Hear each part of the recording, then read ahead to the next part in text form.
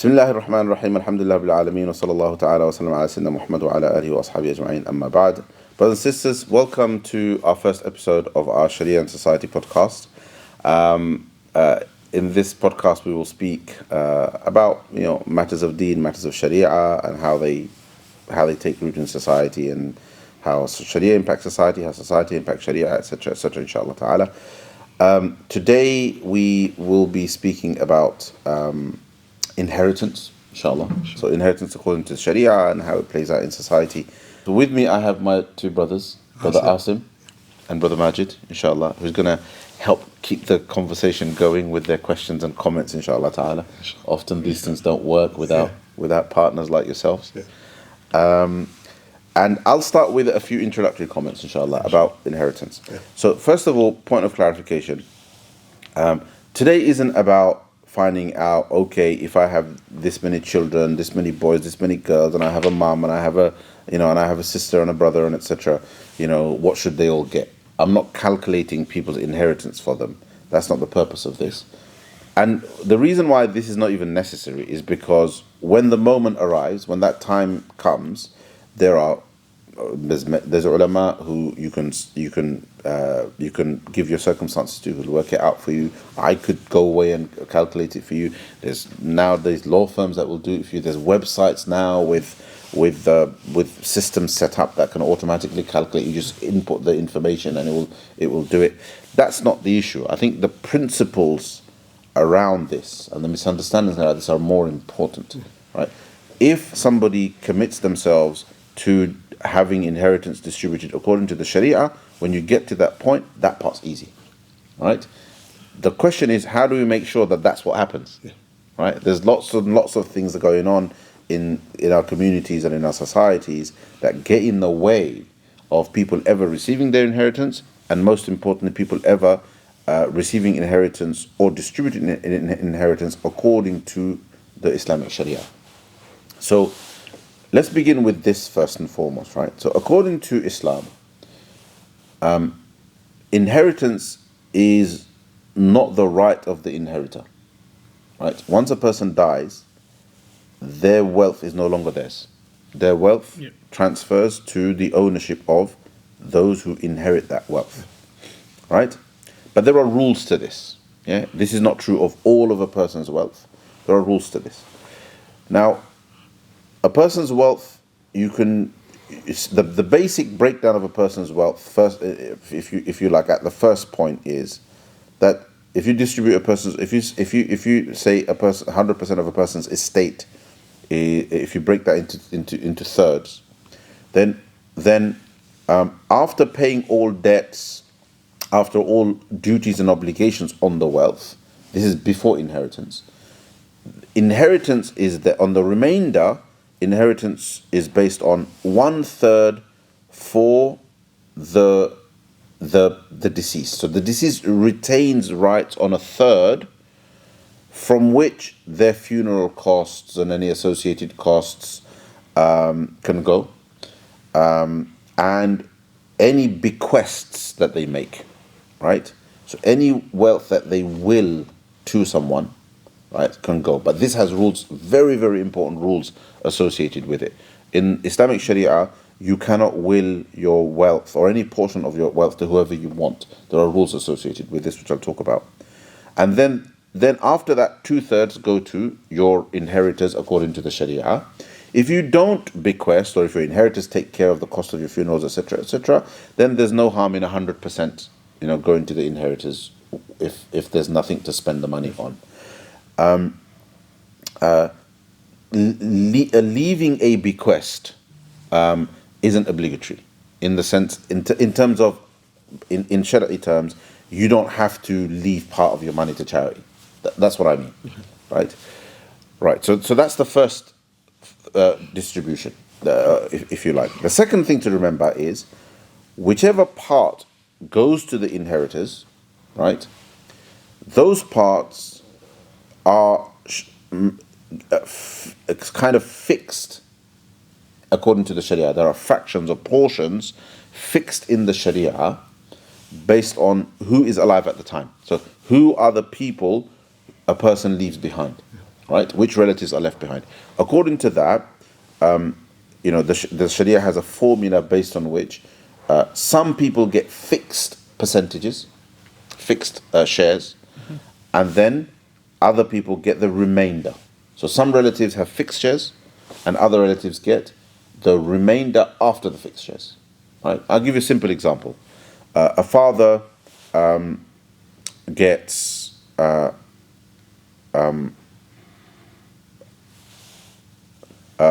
of what a wife leaves, half of a wife's estate if there are no children, a quarter if there are children. Right? Not father, sorry, a husband. Husband. Got that wrong. So a husband gets, so a husband's fixed share is half if there are no children, quarter if there are children. A wife's fixed share is half of that. So a quarter if there are no children, an eighth if there are children. All right? So those shares are fixed according to the Sharia. Yeah? Similarly, there are other portions, there are other fixed kind of portions if those relatives are around. Once the fixed shares have been, these are known as fara'id. And once those fixed shares are gone, usually a group of relatives who are known as asaba, right? And they tend to be like brothers, even cousins, possibly sons, daughters. They make up, if you like, your clan. So they're known as your asaba. Remainder goes to them. But within them there is a structure whereby if the closest is alive, then the furthest are deprived. Right? Yeah. So for example, if I have sons and daughters, then my brothers won't inherit from me. If I don't have any children, then brothers and sisters come into the equation. So does that make sense? Yes. Right. So those are, if you like, the most important thing here is forget about what the portions are. That's not the point. That's not the point of this podcast. The point is the principle that the Sharia has mandated the portions. The Sharia has mandated the portions, and the Sharia has mandated the recipients. Does that make sense? Yeah. So once you understand this principle, immediately you know that as the £10,000 in your bank account or the house that you own, you can't say, oh, I'd like my pet hamster to inherit it, right? And more seriously, you can't say, I leave all of it to the masjid. Why not? Why can't we do that? Why can't I leave all my money? It's my money. Because you mentioned that, the person leaving the inheritance, when they die, their wealth is not theirs. It's not theirs, right? So all those people the Sharia has given it to, when a person dies, it goes to them. Yeah. It's already their right. Yeah. It's, in fact, I remember one scholar, explaining it to us in this way, that it's in the eyes of Allah, ownership transfers immediately, right? Yeah. The distribution is just a formality. Yeah. You understand? Yeah. So if for example, if there's a portion of my father's estate that goes to my sister, she already owns it. If that estate is not distributed correctly, and I use it up for myself, right, without clarification, without sorting this out, then what am I doing? I am hoarding my father's inheritance and literally and forcefully, obviously not direct force, but in a way, de facto, I am forcefully taking her money. I'm forcefully taking her right. Yeah, you're usurping. That's all right. Yeah. You're usurping her wealth, right? It's like I have a line to her bank account. I mean, it's like I'm secretly kind of siphoning money from her bank account. One question that comes from her mind is obviously, if the person who is leaving behind the inheritance, he doesn't have, the rights to the wealth once he dies. I mean, suppose somebody, the families are different, so somebody leaves a wife and the children are from a different marriage, and what he basically wants is the protection for the wife to have the house or roof over her head or something. Is there a stipulation in Sharia that you can say, okay, you can have your thing, your share, but until your mom is alive, then that she has that stability or not, or they can do something like this? That's a really good question. So the good thing is that a wife gets a share. Yes. So, for example, if everything you own is you have one property, right, and that property is going to be inherited, then even though your children will get the lion's share of it, they'll get the majority of it. Yeah. Your wife will get a share, so she will be a partner in that property, right? So she will have a stake and a claim. Obviously, this becomes complicated when children have their own properties and their own wealth, and the property that you that you die in and you leave behind, often the only person living there, or the only person who is going to continue to live there, is expected to continue to live there, is your wife, right? The children have moved out, they've flown the nest and so on. And the children then realize that, hang on a second, I've got 100k stuck there. Yeah, exactly. Or I've got 150k stuck there. And then they start applying emotional pressure on mum, that mum, look, we'd like to sell it because we can do so much with that money. And before you know it, mum is forced out. Right? And mum, and she's not forced out. Sometimes mums are like, why shouldn't my children get that money? You know what? I'll manage. I'll just, rent a place, or I'll manage with the 50k that I'm going to get, or something, whatever, right? And she feels pressure. She kind of feels this pressure, and then kind of takes it on herself to make that sacrifice on behalf of her children. So first and foremost, good children wouldn't do that, right? In my opinion, good children wouldn't there's absolutely no harm in everybody agreeing and deciding that, okay, this is what we're going to do for mum. So you're saying in their lifetime you can pre-plan it and decide how it's going to be divided. You can ask your children. You can ask your children to act responsibly. So I haven't spoken about how you might protect your wife. But this is how scenarios play out. Exactly. This is how it plays out. This is how mothers end up feeling pressure, and they end up kind of vacating their marital home, and so on.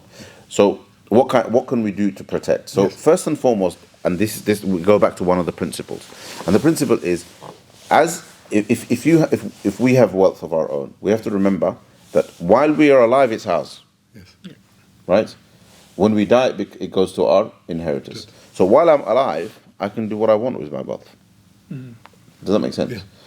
I can make sure that in my lifetime that my property is owned 50-50 by me and my wife. Because the children, they eventually get it anyway. That's right. If my wife owns 50% of the property, then after me, when she inherits her eighth, she becomes majority stakeholder.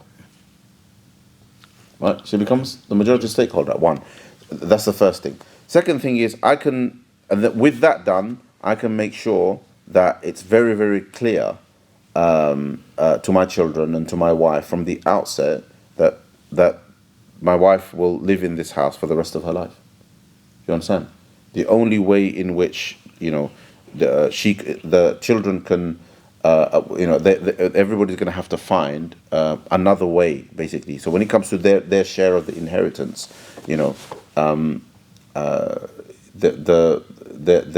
to have to either come up with some sort of a mechanism to ensure that their mum isn't charged rent or etc. Although, in a way, you don't have the right to do that. Children have to understand that their mother is their dependent. Yep. Do you understand? So it's like, how are they going to charge rent from their mum? So children, if children respect the Sharia, they're going to they're in a double bind, because on the one hand it's like it's our mum, and your mother is dependent on you, so you have to pay for her anyway.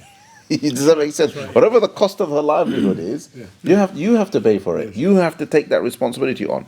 These problems are only happen when children do not respect the Sharia. They become too westernized. They don't respect the Sharia. Do you understand?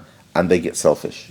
Right? That's why the safeguards are necessary. So we can You can do things. You can gift 100% of your house to your wife, right? The 100% in life. You know what? I'm transferring. I'm becoming old, etc. I'm transferring, 100% of the property to my wife before I die to make sure that she doesn't end up. Do you understand? I can transfer, if I have multiple properties, I can make sure that one property is the property I'm living in is 100% in her name, so that the inheritance is the rest of it. So she'll still get an eighth of the rest of it. Do you understand? But this one property that we live in is in her name. These safeguards are necessary if you suspect, these kind of problems. Some people, they don't suspect it because they've raised their children according to the Sharia. The children are comfortable and so on, and they know that my children won't do that to their mum. I mean, is it that you have to, إنما الأعمال بالنية, if you announce it orally, is this enough, or do we have to write a will, or do we have to go through the legal process of putting her name right. on the thing? So let's go back to the principle, right? So the principle is that while you are alive, your wealth is yours. Yes. Right? So the moment you leave behind, if you leave instructions after death, Yes. those instructions are only, those instructions from an Islamic point of view, from a Sharia point of view, those instructions can only be enforced if they are in accordance with the Sharia. Okay. So one important principle is that if a father leaves behind a bequest, or from a Sharia point of view, if they leave behind instructions to their children that are against the Sharia, the children are obligated to defy it. The children are obligated to defy it and act in line with Sharia, right? So in Islam, lines of ownership are really, really important. It's like what's yours is yours, nobody else's, and what isn't yours is not yours, right?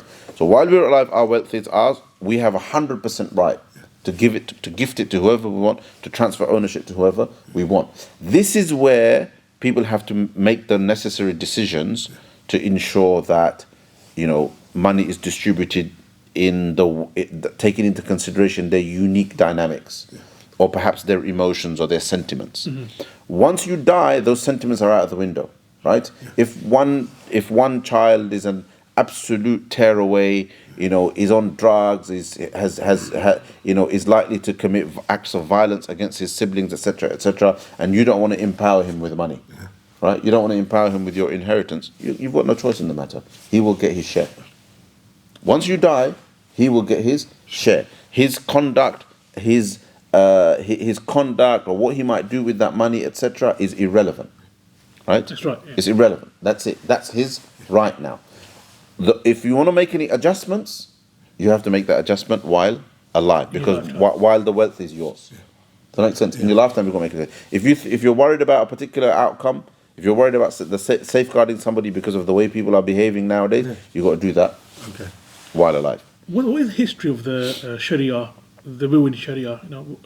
So very important, right? So the Sharia portions of inheritance are really, really important, because Allah subhanahu wa ta'ala has spelt them out in the Quran in Surah An-Nisa. So it's not like, it's like there's, it's Islamic law and there's all these differences of opinion, etc., etc. Allah subhanahu wa ta'ala spelt the portions out in Surah An-Nisa. It's one of the, it's a rare thing actually. I suppose because it's such a big issue and there's so much dispute, etc., etc. Allah subhanahu wa ta'ala spelt it out in the Quran. So the shares of inheritance, the main shares, the main principles of it are spelt out in the Quran. There's no history. Before Islam, women were deprived of standard, the fara'id didn't exist, etc., etc. During the period of revelation, a particular point in Medina, I think 3rd Hijri or something like that, the inheritance laws, those verses were revealed, and Islamic inheritance laws became standard. Women got their portions, etc. So at that time, Islamic inheritance laws were revolutionary, because women and people who were deprived of any right to inheritance, they started to receive portions, right? A lot of people say, nowadays that social dynamics have changed, economic culture has changed, women are earning, etc., etc., or many women are independent, they have greater need for wealth, so now we should change it. It should be changed. No. If you think carefully about this, and I've thought about this a lot, the laws of Islamic inheritance, right, not only prescribe financial portions to people according to inheritance, but they're also consistent. They also prescribe a way of life. They're also consistent with how Allah subhanahu wa ta'ala wants men and women to live their lives. Does that make sense? Right? So, for example, Allah subhanahu wa ta'ala has made it mandatory on men to provide for their families. He has not made that mandatory on women. Right? So essentially, a married woman, right, before marriage, a woman is the responsibility of her father. He has to make sure that his daughter's needs are fulfilled. After marriage, a husband is financially responsible for his wife. It's obligatory upon him to provide for her, right? So the need for wealth, right, a greater need for money is his. But yet a woman is not completely, like a woman, you can't say that a woman needs no money. She still needs her financial independence. So Allah subhanahu wa ta'ala in his wisdom, he set the system up so that women get some financial independence because they will inherit fixed portions from different sources. A woman will inherit from her husband, she will inherit from her sons, she will inherit from her father, etc. Yes, she will inherit less than the men around her. Right? Yep. Often she will inherit half of what the men around her will inherit, but her inheritance she will be able to sit on. She'll be able to invest it because she has no expenditure. Right? All she has to do is spend on herself, and she doesn't even have to spend on herself because her husband is supposed to take care of that. Her son is supposed to take care of that. Yep. Her father is supposed to take care of that. So whatever is hers, she sits on it. I mean, it's a very good point, but equally, in our societies, it has created like a dynamic problem on both sides, the way I see it. First is that, women are not given their rights because they are not part of this family. They have gone to a different family. From the husband's side, he usually doesn't support his wife's claim because it makes him feel like a less of a human, because his in-laws would think that you're not capable to provide for your wife, and hence you're eyeing her share in her father's wealth. So what are the best practices? I think here so the cultural problems, the cultural problems and the various cultural norms that have become the reason why many people sometimes defy the Sharia is the reason why we're having this podcast, right? So we clarify these points and so on.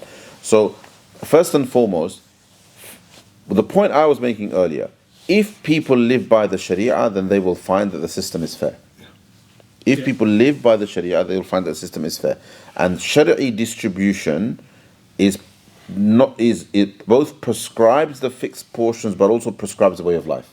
If you adopt that way of life, you will find that women are financially well off, and men have certain obligations based on which they have rights. They have certain rights to greater portion of inheritance because Allah subhanahu wa ta'ala has equally and proportionately given them the greater financial obligation and greater financial responsibility. If we all live by that, it works. But if a woman doesn't, she wants to live a Western life and earn her own money, and then, but at the same time wants the privilege of the Islamic Sharia and wants her husband to pay for her, then the husband will start to resent the fact that he's financially worse off, right, than her. She's now financially far more privileged than he is because of the fact that she gets to earn her money, not spend it on herself. She gets all the Islamic inheritance shares, and he has to take on all of the burdens, right? Whereas from an Islamic perspective, it's like, well, a woman doesn't have to work, and she has to make sure that her obligations to her husband and her obligations to her family and her children and her domestic life are fulfilled. It's not haram for her to work. It's not haram for her to work, right? But there are other priorities. There are other priorities. The whole point Islamically is that she shouldn't have to worry about her economic life except in necessity. Of course, nowadays, even religious Muslim women raised religiously and religious Muslim women have to think economically for two reasons. One, because many men are not fulfilling their responsibilities. This is fact. And the second reason is because, of course, those of us who live in the West, we're getting used to this idea now that it's very difficult to establish yourself financially in the West without double income. So here, if people can use their common sense and work something out between themselves, right? But if they can't and they end up falling in dispute, then they should sit with an alim and ask, okay, what's the Sharia guidance here? We're both working. You understand? Because it might be that the husband and wife are both working, but the wife refuses to contribute, right, towards the household, right? And she says, look, man, I'm earning, yes, fine, but that's my money. You have to take care of the family. That's your obligation according to the Sharia. Do you understand? And the husband is like, that doesn't sit well with me, because it's like the whole reason why you're working is because we need a double income. Do you understand? Now we've got the mortgage, but my income doesn't stretch that far. You're working, why don't you contribute? And they end up in this kind of dispute. Well, for something like that, there is a middle way. According to the Sharia, there is a middle way. You can sit with the alim and work all of that out. So inheritance isn't the only problem. I suppose that's my point. Inheritance isn't the only issue. There's lots of issues. But if we stick to inheritance, the point really is that it's a just system. Yeah. It's a just system. We just have to abide by it and make sure that there aren't any social pressures and any cultural taboos that result in people being deprived of their inheritance. Sticking to that, in dual income that comes, it also complicates then the inheritance part, because if a wife is contributing towards the house and the house is left in inheritance, how can we work to ensure that, Ownership has to be clarified. Simple as that. Ownership has to be clarified. Like, that's one of the things, like, I've made sure, in my family, that if a couple are buying the house together, we make sure that the ownership is clear. Remember, you can do what you want with your wealth in life while you're alive. You don't have to act in accordance with inheritance shares while you're alive. Yeah. You understand? It's like, oh no, since you only get 1/8 after I die, you can only be 1/8 partner in the house. Yeah. No, that doesn't apply in life. Yeah. In life, she can have a half, she can have 80%, she can have whatever. That's you can go 50-50. Yeah. It's not a problem. Yeah. All right. So ownership has to be clarified. Then it's not a matter of inheritance. It's about muamalat. It's about negotiating an agreement between the two of you. Okay. All right. So you shouldn't confuse the two things. Okay, inshallah. But sticking to inheritance, right? The most important thing is this principle of your wealth is yours while you're alive. After you die, it goes to the inheritors. Therefore, if you want to make any adjustments to how your wealth is enjoyed after you have to do it while you're alive. Yeah. Do you understand? Right. Now, let me give you a practical scenario. I have a house, or a couple of houses and some money, etc., etc. The house is a complicated issue because of people are living in it, etc., etc. So while I'm alive, I decide that I want to make sure that my wife is secure, and I want to make sure I want my daughter who's gone through a tough time, isn't really financially secure, etc., etc. I want her to get a bigger portion, right? So while alive, I can transfer ownership according to my current wishes. Yeah. And I'm well within my right to do that because of the fact that the property is mine now, right? So I can take care of that. The only advice here is that everybody should agree. You should explain your justifications to everyone. My only advice there is that you make sure that you justify. I know ulama give this advice. You make sure that you justify your reasons to everyone, right? So that they buy into it. Because otherwise, what happens is, in the back of their minds, they're like, well, you're 70 years old or whatever, you're 60 years old, and now you decide to deprive me of my inheritance because I should have got that. Yeah. I'm a son. Yeah. I should have got that. So if the son understands the justification for why the father is gifting a bigger share to his daughter, then that resentment is avoided. right? Because the son now understands, Yeah. right? And most of the times, good children agree to this stuff anyway. Yeah. At the end of the day, it's like, a father, even if a father's justification is, right now, I'm well and good, my wealth is mine, I'd like to make a few decisions, and I want you all to respect it. At least you've made it clear, right? But it's good to give your justifications. And so while you're alive, you can do that. And nowadays, of course, it's actually advisable, because if you do it while you're alive, and safeguard yourself. So sometimes people are worried that, well, if I give everything away now, if I only have one property and I give it away now, what's going to happen to me while I'm alive? Or what if I live for another 10, 15 years? What if they kick me out? Yes. So maybe you can have some safeguards in place and so on. But the point is, while you're alive, when you distribute it, the benefit of that also is that, in this country, if it's all inheritance, then you have to give inheritance tax. That's right. You lumber your family with this massive inheritance tax bill. Whereas if you've distributed it, if you've gifted it in life, then there's no inheritance tax. That's my question is, if you do it in your lifetime, can you do it as if you did it at your death, or does it have to be done to a set? You can do it as you can. You're allowed to do it. So you can apply the same rules, two parts to the boys, one part to the girl, Yeah. in your lifetime. Yeah, and in fact, that's if you have no reasons to go against that. If you have no reasons to give somebody more, etc., and give somebody less, then it's advisable that you do it like that. Especially if you're doing it towards the end of your life. You're 65, 70 years old.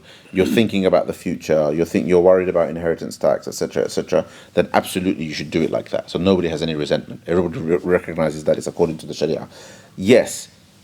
Sometimes what then happens is you have to kind of say to them that, look, if anything happens between now and my death, if things change, and I am unable to make the adjustments, right, then you have to forgive me, right? You have to forgive me. That's it. It's yours now, because the whole inheritance dynamic changes.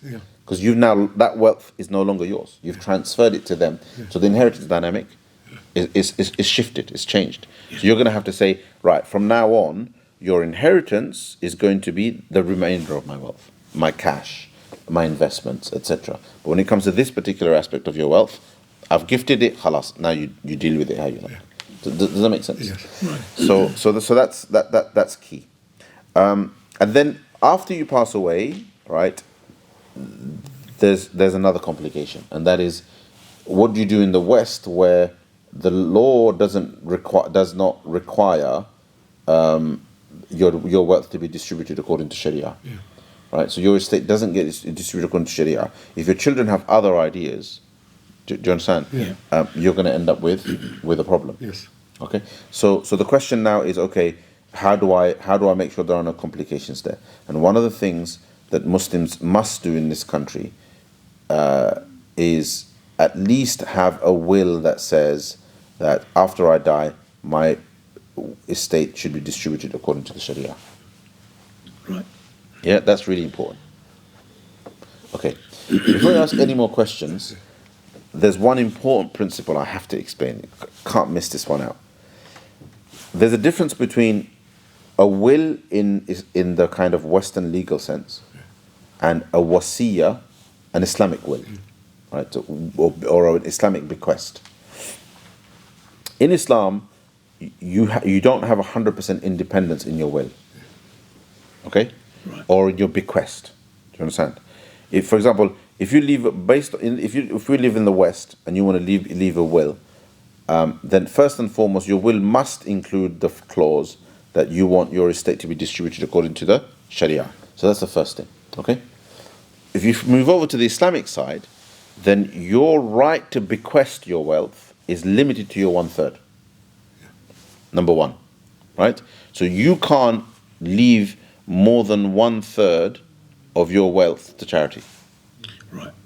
Yeah, you can't leave more than 1/3 of your wealth to your friend, your neighbor, etc., etc. Yeah, so that's the first thing. So if you were living in an Islamic country and you ended up leaving half your wealth, you bequested it here, there, everywhere, right? Then the court would step in and limit it to 1/3. Right. Does that make sense? Yeah. Next point. This is very important. The Prophet ﷺ has forbidden people from leaving any bequest to an existing inheritor. So, for example, a wife gets a fixed portion from her husband, right? Yeah. The husband cannot will anything more to his wife. Right. Okay. So remember, you have to differentiate. In life, he can gift whatever he wants to her. In death, his will cannot say, I want an extra third to be given to her. Right? No bequest can be made to an existing inheritor, including your son, including your daughter. You cannot leave a bequest in favor of an existing inheritor. All bequests have to be in favor of people who are not inheriting from you. So a distant relative, your brother who most likely won't get anything, because of your sons. You have sons and daughters, etc. Now your brother's going to be deprived, right? So, but you want your brother to get something. You understand? So you basically bequest can only be in favor of people who do not inherit. Those who already inherit, there can be no bequest in their favor. Why? Because by bequesting in favor of one of them, you are depriving the other of their right. It's not your wealth to make that decision anymore because you're dead now. Right. Make sense? Yeah. That's an important principle. Yeah. And in terms of leaving that will to say that your inheritance should be done in a Sharia way. Obviously, life is unpredictable. Sometimes you think you're too young and something happens. And what are from a religious perspective, is it sinful? What are from the religious perspective? If you have wealth, you should have a will. Okay. If you have wealth, you should have a will. And if it's your intention to will your wealth to anyone, and in our case, given that your inheritance could be distributed in a different way, if we have wealth, we must leave a will to ensure that nobody is deprived and our wealth is distributed the right way. So I would say in the UK, it's wajib for your will to basically state that your inheritance should be given according to the Sharia. It's very, very important. All of these things this is a practice that you must do. When you travel, you should update your will and so on and so forth. Sometimes people do it verbally, right? Sometimes people do it. They do it verbally because they trust their inheritors, right? Sometimes people know that if I leave a verbal will to my whole family, then everybody's witness to it. So if one person steps out of line, then everybody else can. You understand? The only problem with that, though, is that if there's any recourse for a legal challenge, then your verbal will becomes redundant. If it's possible for somebody to legally challenge your verbal, what you said verbally, and say, well, they managed to make a case that no, I should. Your daughter managed to make the case, no, I should get the same as my brothers because of X, Y, and Z reason, and my father has not left any specific instructions. So why should I be deprived? And so on. Then obviously you leave room for dispute. So it's best to close that by leaving a written will. So one question is that sometimes when somebody passes away, the brother takes the ownership of the thing because he becomes the leader of the family or the head of the family, and the sisters don't say anything, and he uses this wealth to build a massive empire out of this. And then sometimes down the line, if the sisters have financial difficulties, they say, okay, can I have my inheritance now? And at that point, the brother says, okay, but this is what I got left from my parents. You only have your share in this one. The rest is all what I have earned. And the sister would say, but you have used this wealth as a springboard to build all that. What does the fiqh say about the sisters' claim? So from the outset, first of all, the inheritance issue should be clarified. So the big mistake that brothers make here is they don't make sure that the inheritance is clarified and that the sisters get their share, or they have or the sisters are given the right to execute their decision on their share of the inheritance. So that's the first thing. I'm so sorry. You're going to go on from the first thing. This one is it's died. So what I'm going to do is I'm just put it over here, Yeah. and it will pick up. Right? No, don't worry about picking up. We'll use the one. Literally one. Yeah, it'll pick up. Okay. Just need a longer cable, to be honest. So anyone passing wind, then we pick it up. So, we'll continue from my answer. I thought I just jammed up for a little while. Like a horse. Ready? Yeah. So, first of all, according to the Sharia, as soon as like a father dies or whoever the person whose estate it is, as soon as they pass away, those who inherit. So, in this case, for example, sons tend to an eldest son might be the leader of the family. Yeah. His first job, according to the Sharia, is to clarify the inheritance and ensure that everybody who's inheriting has the right to execute their own decision on the inheritance, right? And that there's no assumptions, right? And everything is clarified, right? So that's the first thing. In a case where everybody didn't take their proportions and the money and the inheritance was used to build an empire, then provided it is true that the inheritance was used, that the whole of the inheritance was used for it, then whatever is earned, right, all of the inheritors will have their due share in it. Okay. Right? That it goes without saying. In fact, there are hadiths that actually spell this out. Okay. Do you understand? Yes, you can deduct expenses, etc., etc. You know, all of those things can happen. Like, for example, if you hold an orphan's wealth in trust, all right? Yeah. In the olden days, they give the example of animals. You know, an orphan inherited 10 sheep, and that orphan is a baby, the child, and you hold that in trust, right? And then by the time the child reaches 15 years of age and is mature, etc., those 10 sheep become 100. Right. Do you understand? What does the child get? 100. All 100. All 100. The child gets all 100. All 100 is the child's. Yeah. Because the basis of that wealth was the 10.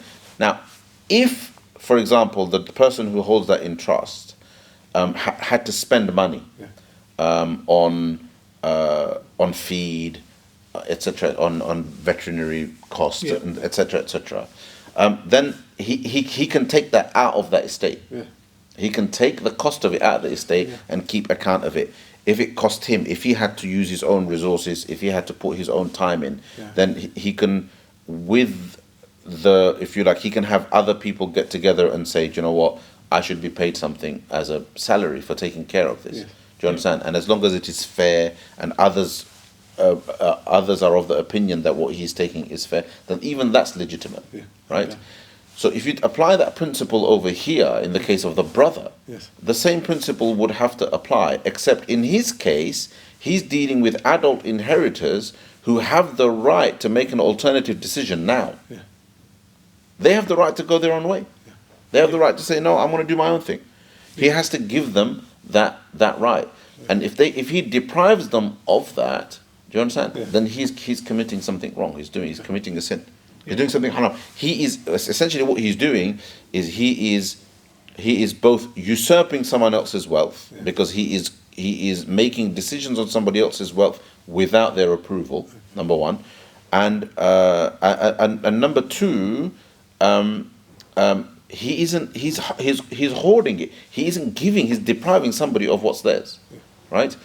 If he then goes ahead and then consumes that without their approval, you know, he's basically paying himself a bit of money and so on and so forth. Then he's committing sins over here already. He's filling his belly with fire, as Allah says. Anybody who consumes the wealth of orphans oppressively, meaning without right, is consuming fire in their belly, and they will enter hellfire. Verse of the Quran, clear cut. After all of that is said, then comes the question of, okay, it was £100,000 left by the father. That £100,000 is now worth £500,000. What does everybody else have the right to? If this guy suddenly gets hidayah, Allah gives him hidayah, and he's decided, oh my God, I never thought this through. I should have given everybody. What's the right thing to do here? Yes. The right thing to do is to give everybody their portion of the 500,000. Right? Yeah. Not like the original 100,000. Yes. You have to give, because it's all theirs. Yeah.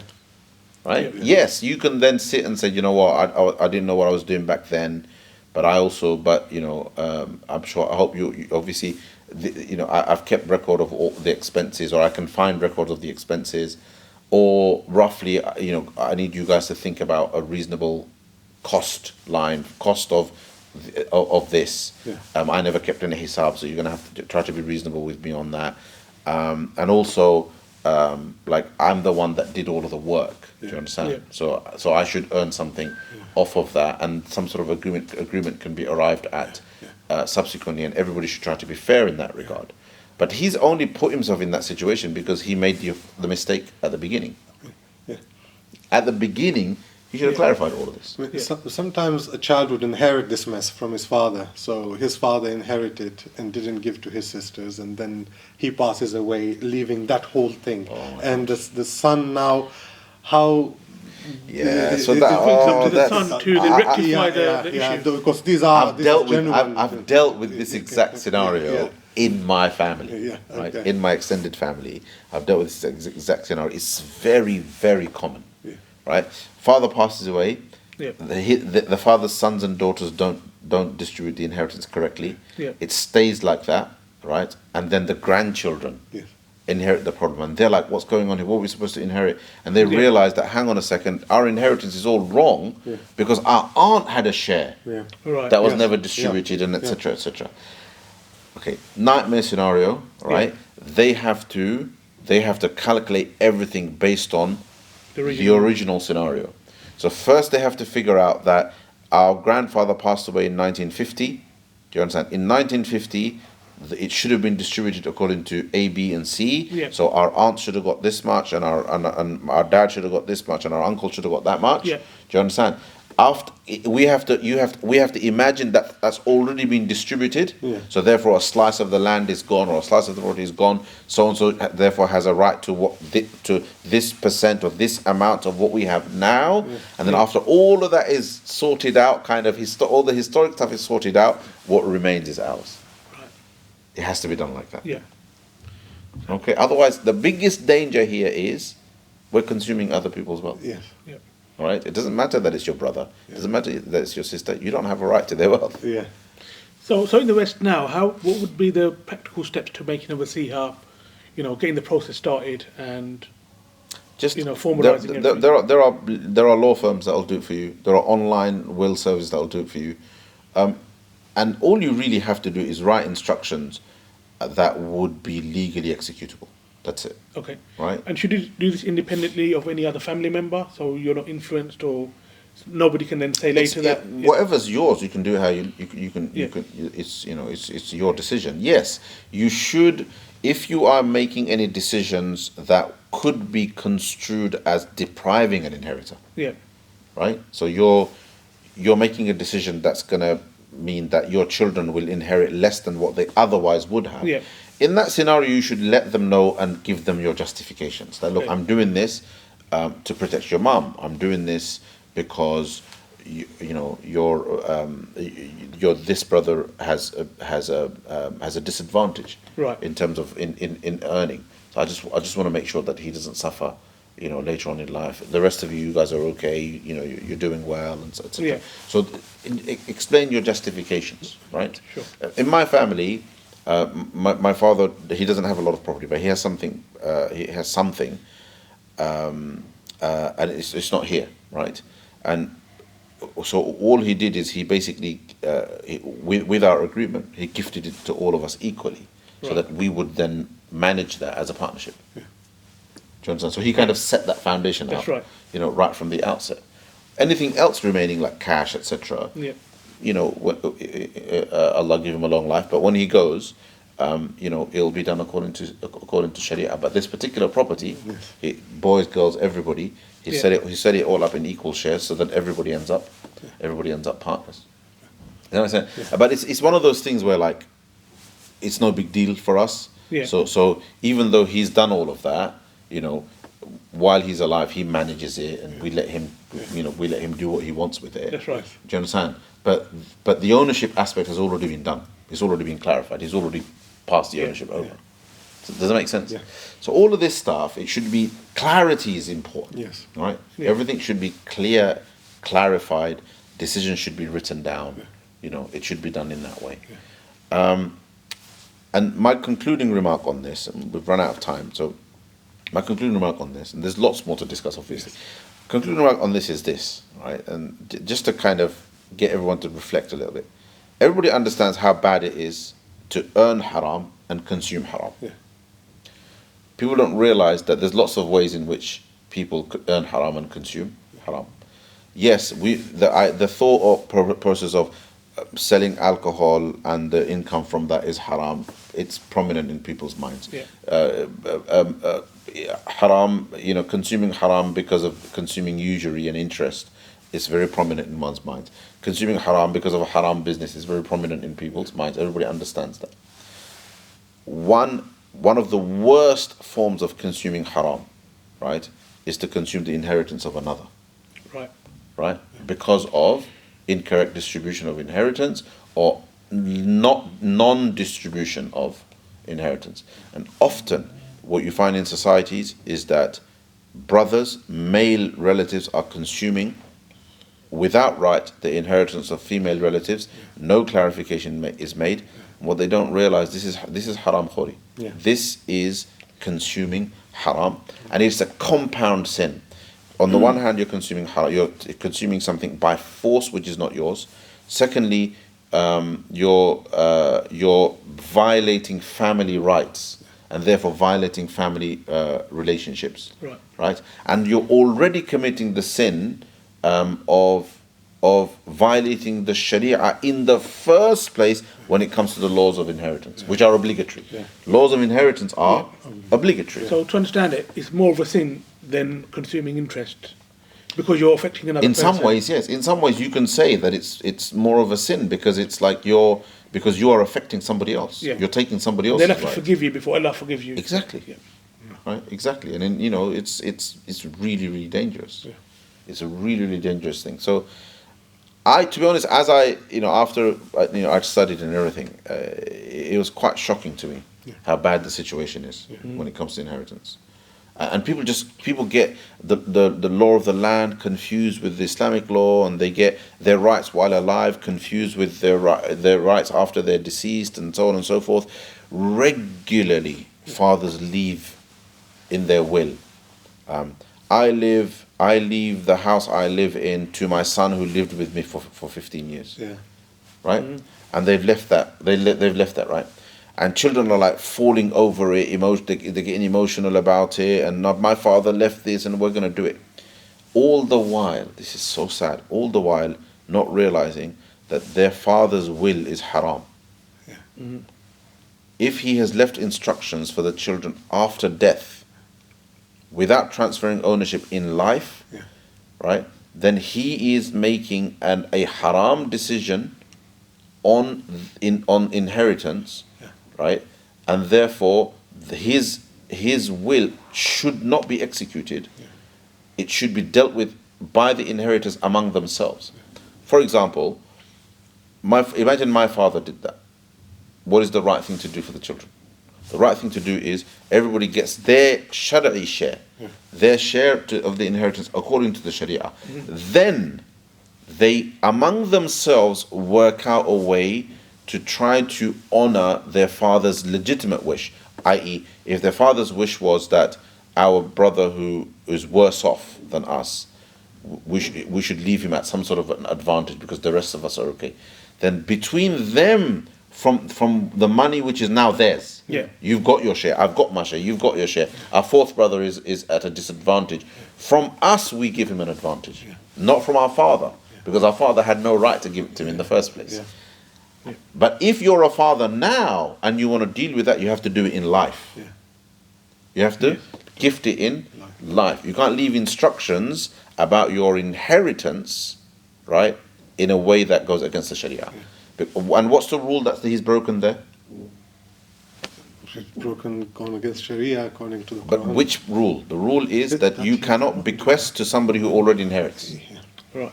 You cannot bequest to someone who will. Your son already inherits. Yeah. You cannot bequest to him. You have to deal with that in life. Does that make sense? Yeah. If you say to your if I say to my sons, look, take care of each other. After you've taken your inheritance, just make sure you look after your youngest brother. Yeah. I'm a bit worried about him. That would be that's a request. Yeah. That is a request. Most likely, good brothers will do that anyway. Yeah. Right? That's what you might call an advisory Yes. from the father. Do you understand? Yeah. That is not an inheritance. Yeah. That is not a. That's got nothing to do with inheritance. Yeah. So clarity is important, inshallah ta'ala. Jazakumullah khairan. So brothers and sisters, first podcast. Hope it was beneficial, inshallah ta'ala. Jazakumullah khairan, brothers, for that. Jazakumullah Asif and Brother Majid. And hopefully we'll keep this going, inshallah, and we'll have more on more topics. Jazakumullah khairan. May Allah subhanahu wa ta'ala protect us. May Allah give us the tawfiq to live according to the Sharia. And may Allah subhanahu wa ta'ala forgive our sins. Assalamu alaikum wa rahmatullahi wa barakatuh.